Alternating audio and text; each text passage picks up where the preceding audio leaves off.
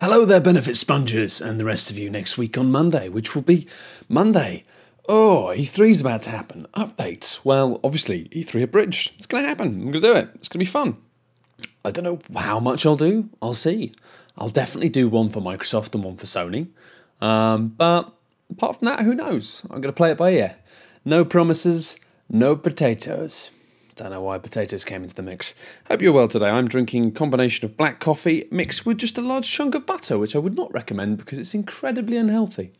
I don't know why I'm doing it. I do know why I'm doing it. It's because it's weird but kind of delicious and fills you with energy. Fats and caffeine, fats and caffeine. Don't do it unless you've got an otherwise healthy lifestyle.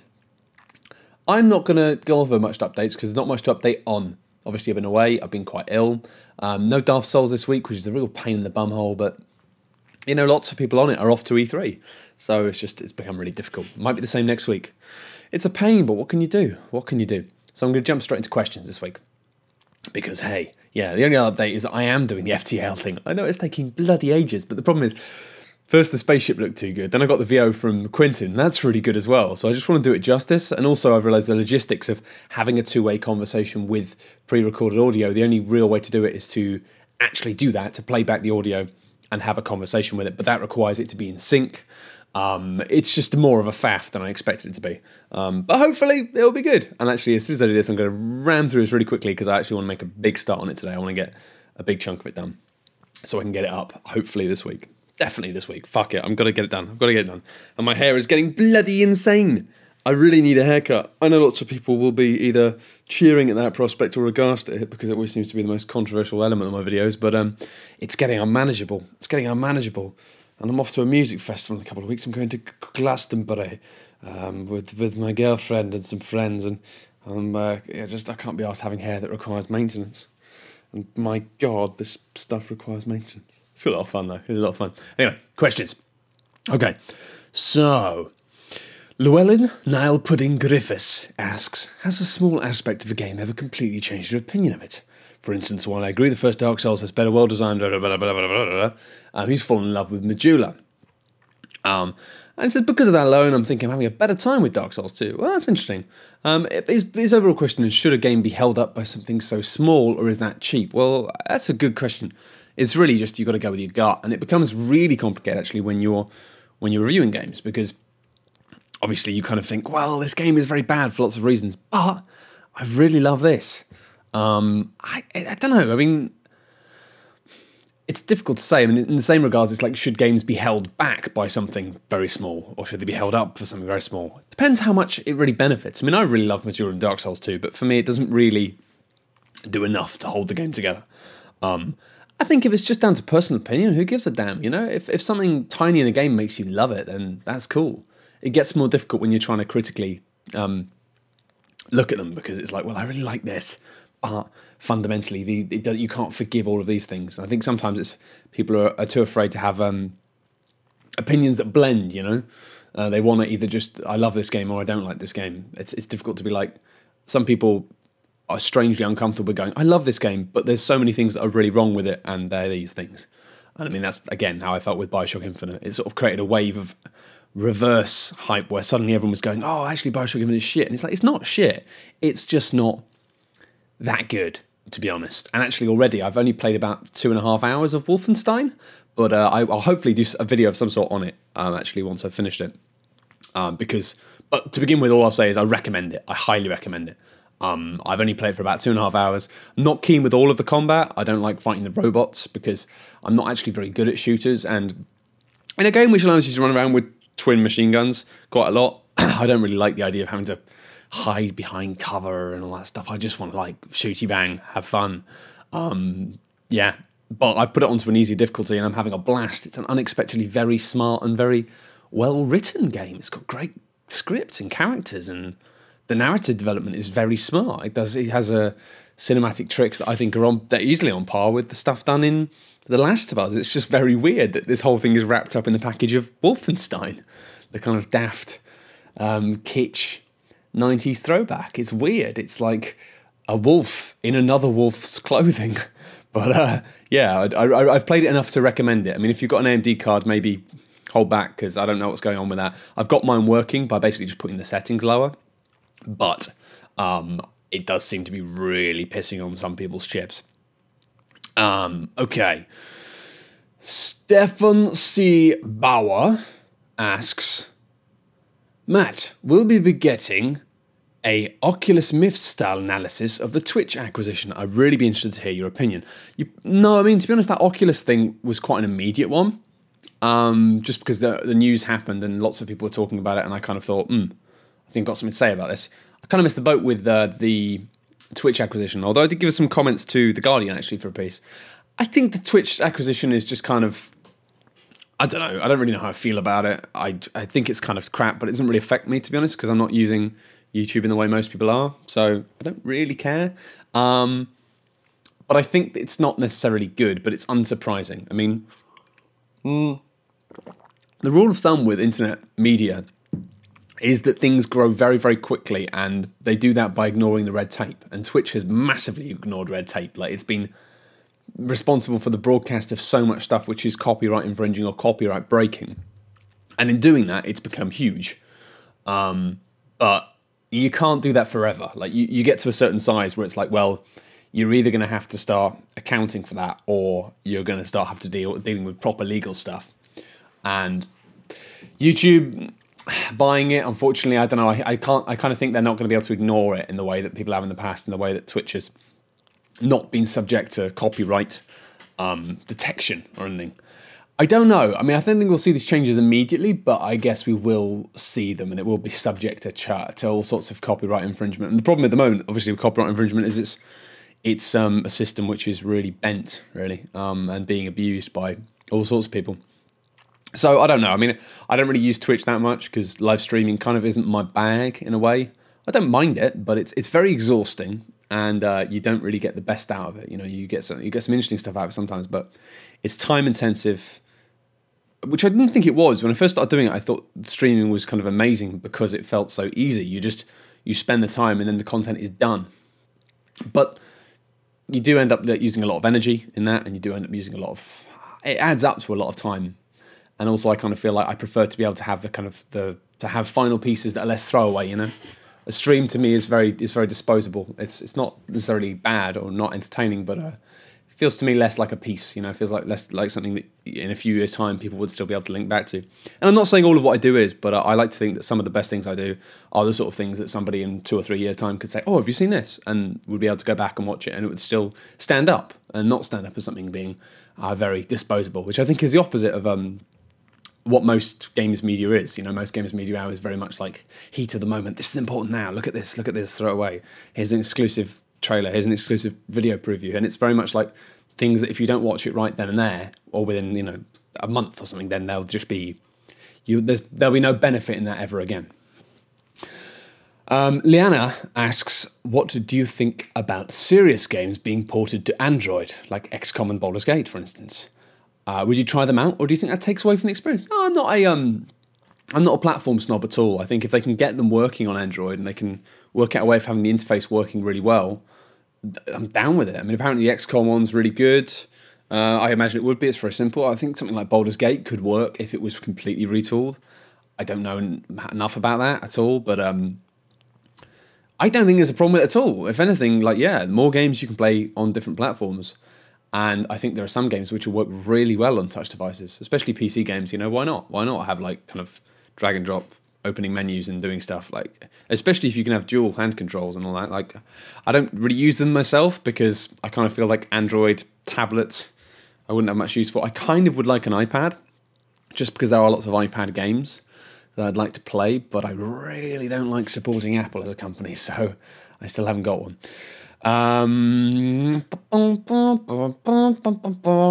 Chris Jansen asks, and this is a non-gaming related question. I forgot to mention, this is obviously my new room, new studio. Still a few things changed. We've got to get rid of this, which is a very large. Actually, there's not really a hurry. My girlfriend's convinced we've got to get rid of it, but I think it's all right. It's just a chest of drawers. This is where I keep my underpants. Some of my underpants, see there, just for posterity, my posterior posterity. And Snorlax. Yours, yeah. There he is. Hello. He usually lives over there, but I brought him out because people always complain. Obviously, the room does look dark. That's because it is a bit dark, but lots of natural light here, which is good. Keeps my face lit. And I finally realised, of course, to switch my camera onto the ISO automatic, which means I won't go dark and have to adjust the ring all the time. Adjust the ring! Oh, matron. Chris Jansen wants to know if I know about the whole debate between men standing up and sitting down whilst wiping. I'm assuming he means wiping the bum. God, a lot of arse chat in the past 20 seconds. He said apparently lots of dudes stand to wipe and lots of dudes do it sitting down. Until recently, no one has talked of this. I like the way you're painting this as some sort of conspiracy, Chris. He says, as dudes, we need to be made aware of different wiping techniques, I believe. I don't know. I can't really think about it. I guess sometimes I mix it up, I think. I don't know. But apparently that's a big controversy that people are really, really concerned about right now. It's really shaking the internet globe. Oh, man, this is why you don't drink butter coffee. What even is butter coffee? I think it's an American fad. I think a friend of mine, Log, started doing it, and I've occasionally do it, but it feels like a very bad thing to do. It feels like something that's going to kill me. But, you know, I've given up things like smoking and stuff ages ago, so I suppose I'm allowed to kill myself now. I've bought myself a bonus death token. Let me have a look. Okay. Alex Norton asks, having just failed spectacularly in my first attempt to record gameplay with footage with voiceover, is there a general guideline for how best to mix voiceover and in-game volume, or is it just a case of needing to adjust yourself constantly for each new title? Yeah, that's an interesting one.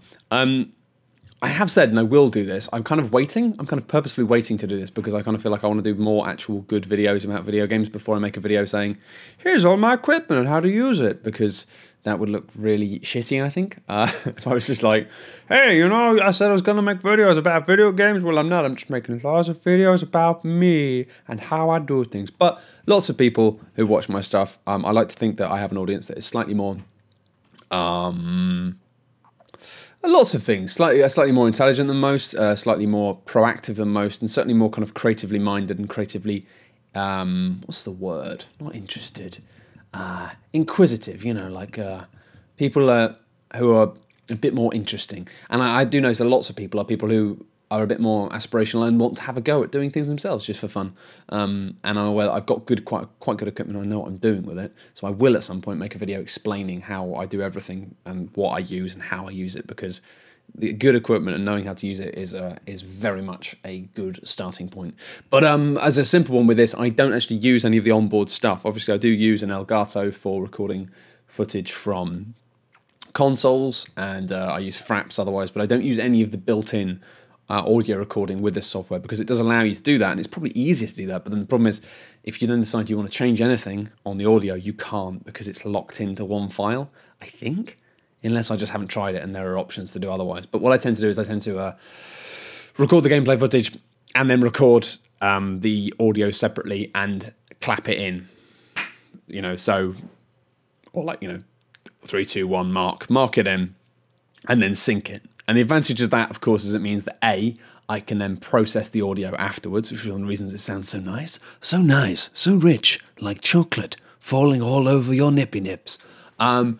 Is because I can do processing on it. So that's why I sound nice. It's not that I've got a nice voice, it's that I know how to do magic with Adobe programs.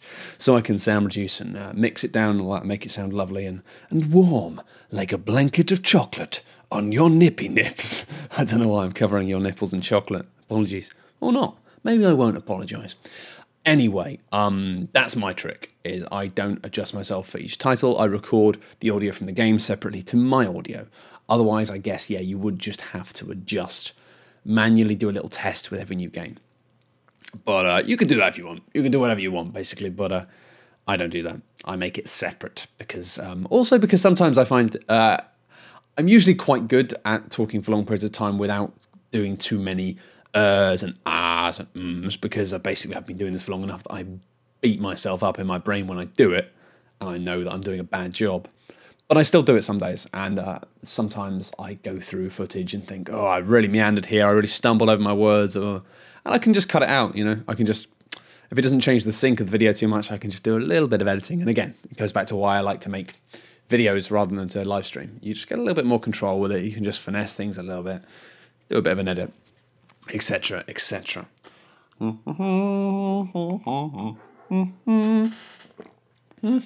Hopefully there's less mad gulping now. I apologise. When I was in the last room, I had to be so close to the mic because otherwise the reverb was uncontrollable. But now I've got one of these. Actually, somebody in a previous video asked me to show you what it was. I will show you one of these.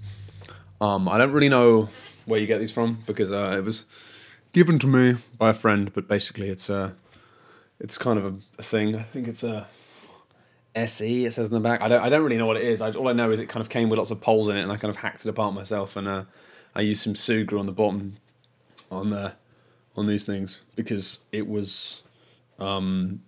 It has all these big nuts on it, and they were scratching every time. It's like really scratchy nuts. Oi! And they're clearly not meant to be put on tables because it's meant to be on a pole because it's meant to be used for like recording audio in studios. So a bit of Sugru on that. I do love Sugru. Even though like if I had my way, I would cover everything in the stuff. But obviously it's my girlfriend's flat, and she's like, don't whatever, stop covering everything in bits of rubber. And I'm like, I'm sorry. So I try and keep that to a minimum. But that's really nice. It just cuts a bit of any backwash, reverb. I don't really know the terms. But it works. It works. Anyway, Paul Bannon.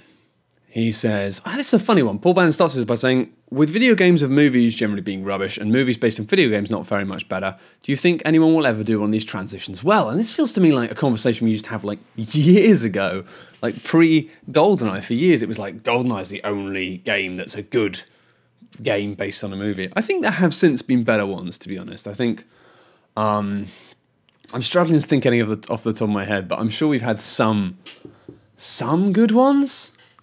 I don't know, but then like, I just feel video game tie-ins for films are never good because of the timescale they have to work on. They have to follow the same story, have the same characters and all that stuff, but it's like, games take longer to make than films, and then they have to like, they're nightmarish, you know? I think the best they manage to be is like, sometimes they're quite good. I've had quite a lot of fun with some of them. I quite enjoyed the Green Lantern game. It was bad. I think it was made by Double Helix, actually. It was clearly a crap game, but I had to review it for OXM, and I played it all the way through, and it was still a 6 out of 10, maybe a 7 at best. I can't remember what I gave it, but I had fun with it. I completed it, and I got most of the achievements, and I had a really good time doing that, which, you know, it's like, even if you're looking at a game and going, this is really bad, everything about this game is really bad, if you're playing it and it's really fun, and it wasn't fun in an addictive way either, it wasn't like, you know, an RPG thing of being like just one more go. It was like the combat was genuinely satisfying, and you unlock new moves, and those new moves were genuinely satisfying. And yeah, it was quite fun. I liked it. I don't know. I mean, then again, it's like the Uncharted games are basically Indiana Jones games. So I think the way to do it now is to do it like not in the same time scale. I think what they're doing with Batman is quite clever, of having like, you know, Batman films that tie into the games and vice versa and stuff, and to a degree anyway, you know, they're kind of like, they're clearly taking inspiration from each other as they go on. I think that's the smart way to do it, but having stuff that is literally the movie, the game, just doesn't work. I think when you have stuff that I think it's a really good way of continuing franchises in an interesting way, but when you have it like, this game's got to be ready for July because that's when the film's out, that's when things are going to go very, very badly. Very, very quickly. Anyway, Nick asks, do you think there are too many games being released these days? That's a good question. It seems they're being much more numerous than they were even back to the era of the original PlayStation. It's my belief that game creators spent more time polishing their products than extending the life of titles rather than insisting on pumping out new ones constantly. There might be less piracy and less reliance on constant AAA games. That's really tricky because I don't think it's that people are like constantly pumping out games and then just making out new ones all the time. I think it's that there are just loads more people making games. And yeah, there are like so many games. I think the difficulty is that there are so many more people playing games now, but it's a case of that market is spread a bit thin at the moment, which is a shame. You know, it hasn't really been around for long enough to find itself niches. You know, there are a huge number of people who play Call of Duty, and there are a huge number of people who play FIFA, and there are a huge number of people who play Candy Crush Saga, and some of those people might dribble between other stuff, but there aren't enough smaller niches to support enough of the stuff. It is a bit intimidating. I mean, I found, because especially in the SNES and Mega Drive era, like, you could name me a SNES or a Mega Drive game and I probably have heard of it. Like, I might not have played it, but nowadays it's like you could name me a game that came out in the past 3 years on any platform and there's a good chance I just wouldn't have heard of it, because it's become impossible to keep up with everything in a way that it just wasn't impossible at all back in the day. It was hard work, but it was possible. You know, like, especially thinking about the N64. I don't know how many games came out for the N64, but it can't be more than total than like 300, maybe 200. I mean, it wasn't that many, I don't think. So the quantities now, I mean, especially because Steam has basically become what it was always going to become, inevitably. It's kind of stopped being a curated platform when they've stepped away and just made it a kind of just, you can get whatever you want on there. It is getting overwhelming. And lots of developers are getting annoyed about that, because obviously it means that in the past it used to be that getting on Steam would be like step one of the gravy train. You've got a ticket for the gravy train. Just being on Steam was a big deal, and now it isn't. It isn't a big deal at all. So I think a lot of people are struggling to come to terms with that, because it used to be that Steam was part a platform, partly a promotional platform, really. Just by having games on there, you were guaranteed a certain deal of free PR, which was great. You know, you can't argue with that. That was fantastic. But I think lots of places are now struggling to come to terms with the new order, in which it's back to normal. It's like, you know what, if you want your game PR'd, you're going to have to PR your game. And that's difficult, because not everyone knows how to do that. And a lot of difficulties come about, and a lot of frustration on everyone's part, really, when you have games that are clearly extremely good that don't sell well, because, well, it does come down to the fact they haven't been PR'd right. And I'm not talking about having, you know, a massive ad budget, or, you know, somebody who's hired specifically for PR, but often there are ways to approach it and ways to promote things. And obviously, you know, I'm aware of this because obviously I worked in PR and I worked in journalism as well. I mean, Tom Francis, who released Gunpoint, which is a great game. I only realised recently Gunpoint is basically Watch Dogs, but side-scrolling and level-based instead of open world. And I might be more fun. Because Gunpoint is a fucking great game. But I think the reason it sold so well is because Tom Francis was a journalist. He knows how to PR games. He's had so many games pitched to him. He knew how to run a PR campaign. And I think that it's difficult, and people are frustrated now. I think that it means that with there being so many games, if you want your game to stand out, you need to invest in PR. And some large companies, to get to a certain degree of scale, like, you know, with something like Watch Dogs, that clearly had a combination of PR and a heavy marketing push. Because it comes to a point where if you want to reach the big audiences, you can't. It's not about getting people talking about it on Twitter. It's about TV. It's about cinemas. It's about bus adverts. It's about you have to spend money, basically, if you want that big hit. But if you're just looking for your niche, it's just a case of doing that right. I don't think there are too many games. I think it's just a case of the way it used to be of having people like me being able to like play most games and know about almost all games is just gone now. People are going to have to specialize more, and I can't really work out exactly how I want to specialize. You know, I don't have as much time to play games as I used to, because actually I realize I like playing games. I enjoy talking about games more, and I enjoy making things to do with games more, and increasingly I just enjoy either analysis or comedy. You know, and those things, to get right, take a lot of time, and that means less time to play games. So I think it's hard to keep up with, but I don't think there are too many games. I think it's just that we're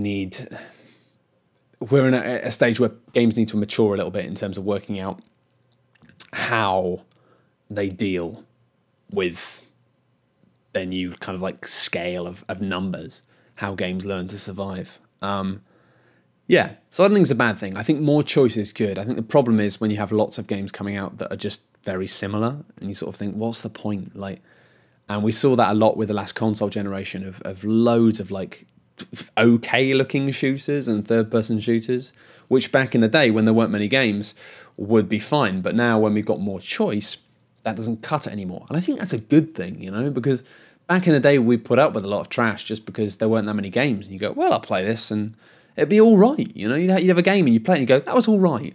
So I think what we've done is we've just raised the bar. So games either have to specialize more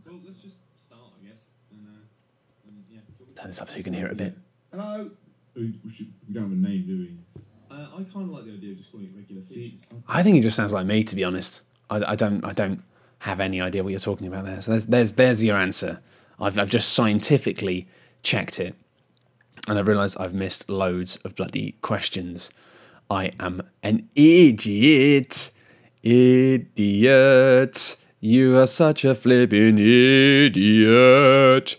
Why you gotta be so dim, Mr. Lees? I fucking do. Okay, I'll do some more. Oh,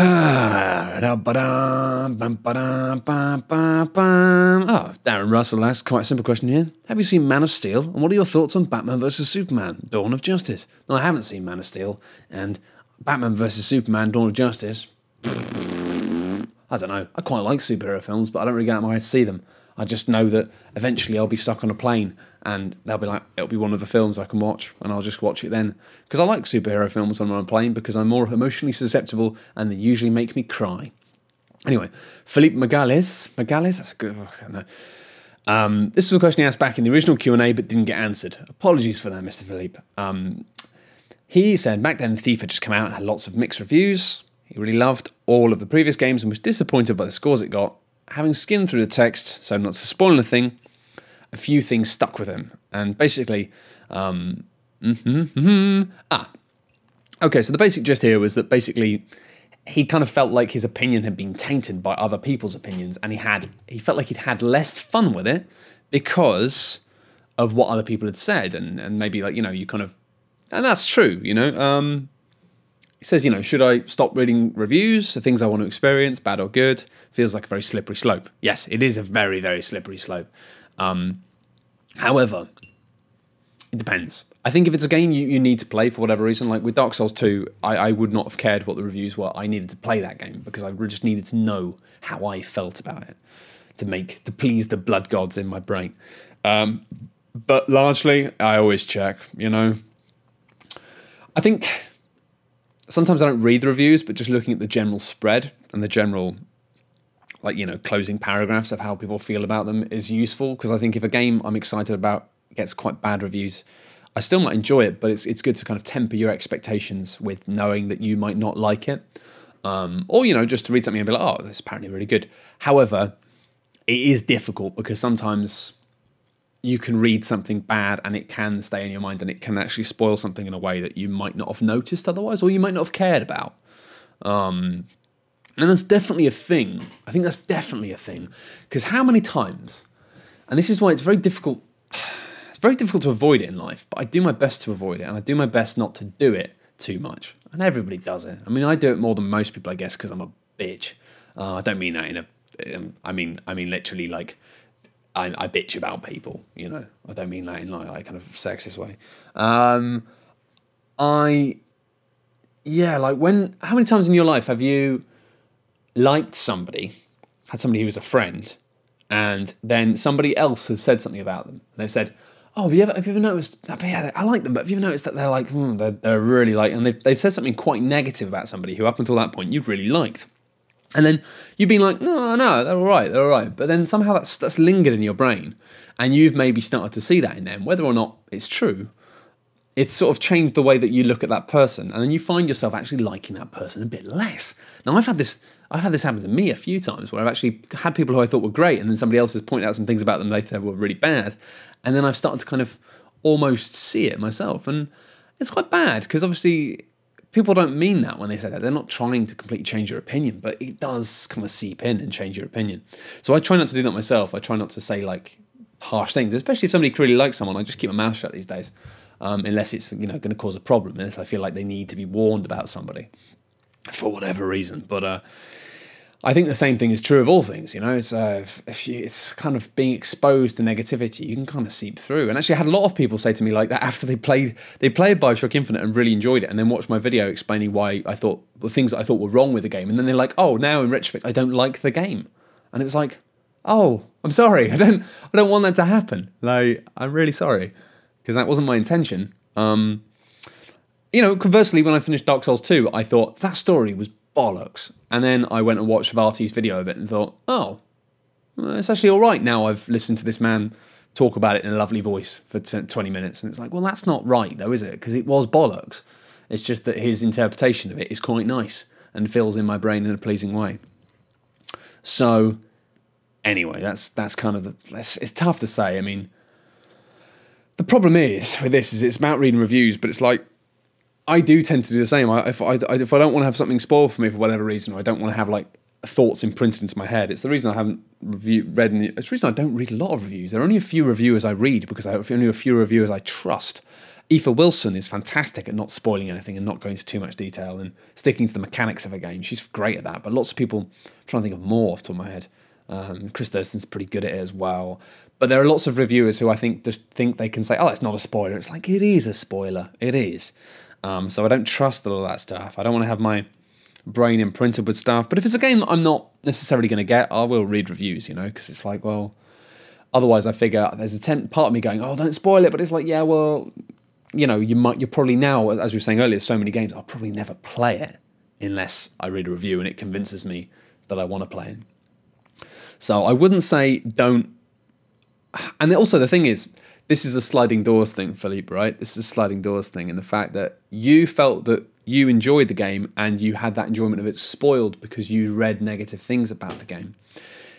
In an alternative reality, there's a good chance that you bought the game without reading any reviews and were massively disappointed by it because you didn't know it was going to be so bad. And the same criticisms that the reviews had were the problems that you had with it. So maybe it exacerbated problems in a way that wouldn't have bothered you, problems that wouldn't have bothered you otherwise, or maybe it simply highlighted the stuff that was probably going to piss you off anyway. You know, it's hard to say. And unfortunately, it's impossible to say. I mean, there's probably some interesting psychological studies in this sort of field in terms of like affection of things based on information. I'm pretty sure there was some stuff I read up on when I was at uni. But anyway, it's fascinating, but it's impossible on a case-by-case study basis to really know.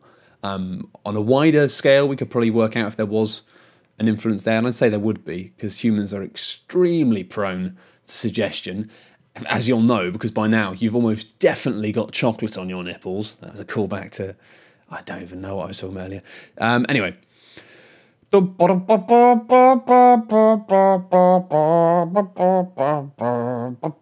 a lot more chat actually about the 30 frames per second, 60 frames per second thing I was talking about last week, which I always thought was interesting.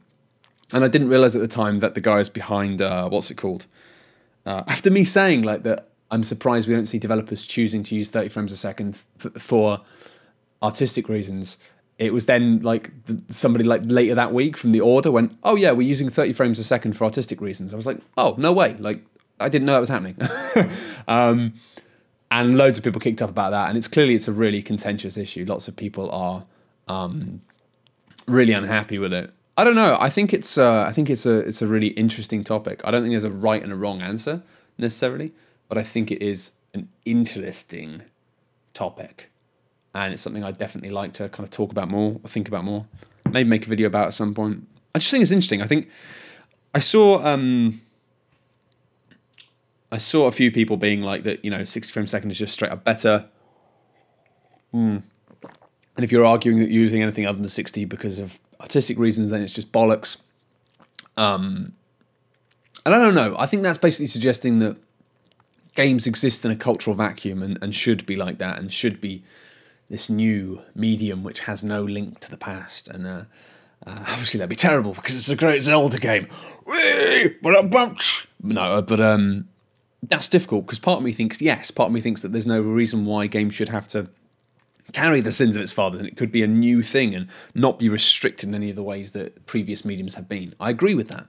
However, I think currently one of the ways, not the only way, but one of the ways that games can make us feel things is by evoking our own experiences on things, you know. And I think that seeing different frame rates and seeing different things evokes different feels. You know, this is currently being shot in 24 frames a second. You might not be able to tell because there's not a lot of movement, but it's just what I've got my camera set on at the moment. It's not really any particular choice, but yeah, by using different frame rates and by using different resolutions and by using different color sets, like, you know, CMYK, RGB and all that, you can evoke different feelings, and it's not to do with anything inherently within those numbers. It's not like 30 frames a second does something different to the human brain than 60 frames a second, but it's just like it reminds you of things. And I think that I don't think they're insane to just aim for a really beautiful photorealistic game that runs 30 frames a second if what they're trying to evoke is the sensation of people watching a TV show, because most TV is broadcast in 30 frames a second. And if they're trying to go for a market of people that want narrative experiences that is almost like, HBO box set style thing, but in video game, and I don't think there's anything wrong with that. I don't think that's all that games can be or all that games should be, because I still love games that are purely mechanical and not trying to riff off of anything else. But I think, as we've seen games like The Last of Us and The Walking Dead, I think there is a lot to be said for games which purely evoke the feel of good telly. And I think that for that reason, trying to emulate it in a way is not a bad idea. I think on paper that makes sense to me. Because if you suggest that if it would be exactly the same running at 60 frames a second, it would just be better. I don't think that's true. I mean, it would be perhaps a smoother game, and maybe it might be better as a game experience. But in terms of trying to make that link in the brain with TV, then that's not true. And also, the fact that like people don't. Somebody mentioned, I think I was Elon here. It's like the fact that when The Hobbit was at 48 frames per second, it looked weird, yeah. And also the fact that like I can't remember where this was mentioned. It might be somewhere in this, but when TV companies started playing things in better frames per second, it looked odd, like and it looked cheap. Because people have immediate kind of links already in their brain, and that's something I wonder if it's a generational thing. I wonder if it's older people don't have this. Older people are more linked to this than younger people might, because we've grown up with TV and film in perhaps a more constant and meaningful way than kids who've grown up with video games their whole lives. Because like 30 frames per second for me, in the same way that 25 frames per second and 24 will evoke different feelings. They'll make me think of different mediums. Although somebody does point out the fact that lots of people can't play games that are low frame rates because of motion sickness, and they need them to be as high as possible to stop them from being motion sick. And obviously for you guys, just fine, like 60 frames a second. But I think it's interesting, and I would like to make a video about it at some point, but I need to work out what my thoughts are exactly, or what I have to say about it other than what I've just said. It may just be what I've just said, but with some funny examples of different styles. We'll see.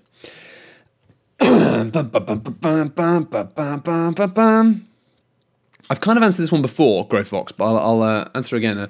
Basically, he says, because I've been in the industry for a few years and I've got a fair knowledge of the ins and outs, how to become known, PR, would a video game blog where there are reviews and general news be something that would help land a spot as a freelance writer for a magazine?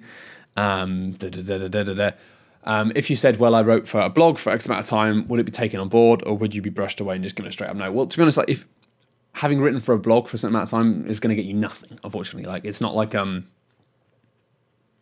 you're not going to be able to say I worked on this blog for 5 years. Will that get me a job? No, not at all. What will get you a job though is if you've written for a blog for 5 years and you've really tried to kind of constantly reread your work and look at your work, read your work out loud. How does it read? How does it read better? Reading other people's work is the most vital thing if you want to be a good writer.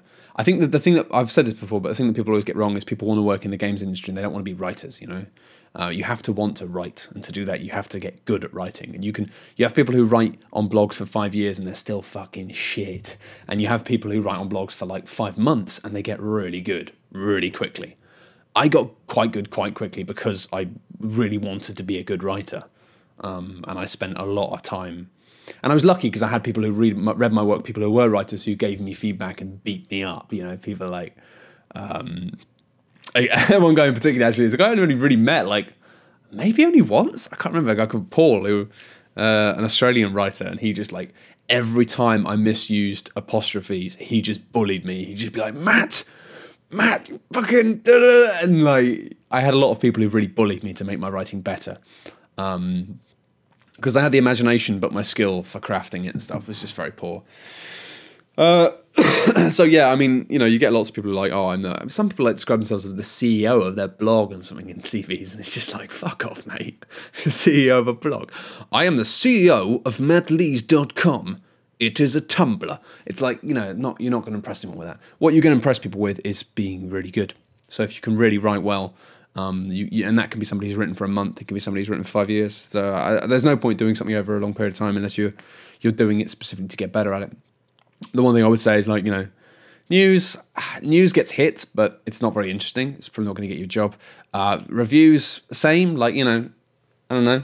Reviews are kind of interesting because it's like, well, they only really apply if you either have early access to a game and are able to talk to people about it before they can get it themselves, or if you've developed yourself to be somebody whose opinions people care about for whatever reason. And the way you do that is by getting better at writing and getting better at critique. So, but generally, actually, the overarching thing at the moment is just don't. Like, I mean, do it as a hobby. Like, write about games if you need to write about games. I started writing about games because I really wanted to. I love talking about games. I love thinking about them. And for me, it was just an outlet. I had ideas I wanted to share. You know, it wasn't really that I wanted people to listen to me, but it was like, I found the process of sharing my thoughts about games quite exciting. I like getting them out of my head, because often it's like I'm not quite there in them, and they don't really completely come out until I make something about that, until I like process them in some way, whether that's an article or a video. That's why I do it. Like, I find it quite exciting to find the ideas forming. You know, it's like that the hammer's coming out and making things real. So that's why I do it. But if you're doing it to try and get a job, like, oh God, no. I mean, it's hell. To be honest, like, there are lots of people going to be going from Future, I think, in the next 6 months. Like, there's, you know, they're rumors are they're like chopping loads of stuff, moving it all around and stuff. So, I mean, Future are one of the biggest magazine publishers in the world, and they're in bloody dire straits. I used to work for them, and they've never really been in a great spot for the past 4 or 5 years. But now it's like, I don't know what's happening with them. Imagine are just shit, frankly. I mean, yeah, they're just shit. They make pretty shit magazines. And it's not the fault of the writers, really. It's just the fact that they're just people who are horrendously overworked and underpaid and managed by wankers, basically. And I mean, it might seem unprofessional to say that, but the things I've heard about the man in charge of Imagine Publishing make me think that I don't give a shit. Like, you know, sometimes you think, oh, it's unprofessional to say bad things about people. What if in a few years' time you want to work for them? It's like, the things I've heard about the guy in charge of that company, I'm never fucking working for that company, you know? I'll go and work anywhere else, you know? It's just like, fuck off. Clearly not a nice person. So, you know, the magazine thing is just it's kind of looks like it's wrapping up, really, in a way. Zines might make a comeback, maybe digital stuff, but I don't know. At the moment, it's becoming very difficult. Yeah, I mean, I'm increasingly kind of glad that I went solo and tried to do this, because it seems like I kind of felt like the entire video games media industry was very unstable for reasons I listed, really, in my original video. I don't think I realised how unstable it was, and I think it's pretty bad at the moment. I think I get a feeling there's ripples in the water, and I get a feeling that the next year is going to see quite even more shake-ups. So I think it's already been that in the past, paid video games journalists have been like fucking rainbow zebras for the past 5-10 years, really, of like, you know, quite a rarity, maybe no more than 40-50 jobs in the UK. And I wouldn't be surprised if in the next couple of years we see that drop to 20 or 30 at least, at best. So yeah, I think it's one of those things. I'm not saying you can't do it, of course I wouldn't say that, but I'm saying I wouldn't aim to do that, you know. Just get another plan. I never aimed to do this. I never wanted this. No, I never asked for this. So I got my Jensen line wrong. It was an opportunity that came about, and I'm very, very lucky. I just sort of followed it and kept following it. But I think if you go into it wanting to do it as an aim, you'll just, unless you have a will of steel, you will have a hard time. But having said that, there's lots of jobs in the industry. And as I was saying earlier, you know, there are always new jobs appearing. And they're not always just job listings, they're new things, you know. Look at the shape of the industry, look at where it's going. There are new roles, you know. Like I was saying earlier with the whole Steam thing, it's like there is going to be a growing need for people who are able to promote things, you know, like it's not a bad thing, you know. You've got people who are really good at making games, like there are other people who are really good at explaining to people why these games are good. I mean, it's not the dreamland it used to be, if, you know, everyone could work in magazines and stuff, but it hasn't been like that for about 20 years. So I think if you really want to work in games, there are now, like, I can't remember who it was who said this, but there's so many jobs in games. So don't focus on having to write about games and play games, because to be honest, it doesn't matter what job you end up doing, you won't end up doing that anyway. You just end up working in games if you love games. So find out what you're good at and find out a way you can do that in games. And for some people, that'll be like doing accounting, you know? Some people are like really good with numbers. So they'll be like, I'll be an accountant for this big games company. I think, yeah, so I look outside the box with it, really, because there are all sorts of things you can do, and if you really want to work in games. But if you want to work in games and you're not, I mean, the thing is, it sounds harsh, but the amount of people who say to me, oh, I really want to be a games writer, and it's like, they go, oh, I really want to be a games writer. Would it be a good idea to start a blog? It's like, if you haven't already got a blog, you probably don't want to be a games writer, you know? Because if you're not already writing because you need to write, you know, then there's no point, really. I mean, either just go, right, I'm doing it now, and I'm going to start writing every day. I'm going to write every day. I'm going to write 500 words. And every day is going to be better than the last day, and every day is going to be good. I'm not going to put anything out that's crap. That's how I got good. I did it for about 50 days in a row. I just wrote something every day, and everything had to be quite good. It's still up there. I think it was like, it's my old Tumblr. Yeah, you can read the stuff I wrote. It's mental. Most of it's not to do with games at all. Because at that point I was mostly working in PR and I wasn't really allowed to write about games, so it's just writing about bollocks in my head. But it's all on my Tumblr. I think there's a link to that on my website on mattlees.com, which I need to bloody update with this stuff. But yeah, like, I mean, it's fair enough if you're like already making videos or something, you're making video features and you're thinking, oh, I'd like to write. But it's like, if you think you want to do it and you're not trying to do it already, then you probably don't, to be honest. But, you know, feel free to do what I just said and prove me wrong and be just taking all the jobs in 5 years' time. Anyway, I'm losing my voice and I want to go and do FTL stuff, so I'm going to call it a day. It's a good time anyway. It's about an hour. I feel like getting into rhythm with these things. My God, though, my voice is going. I'm still recovering from a cold, I think, so I'm still Adam Jensen as fuck. I never asked for this. Good times with funny voices. Snake! Snake! Snake! I do like doing voices. It's good fun. Right, I'm going to go. Hope you have a good week. And hope you have a good weekend as well. And next week, E3. What will I be doing? Don't know. But I'll be doing a bridge stuff, so I'll see you then. Thank you very much. Have a nice one. Bye!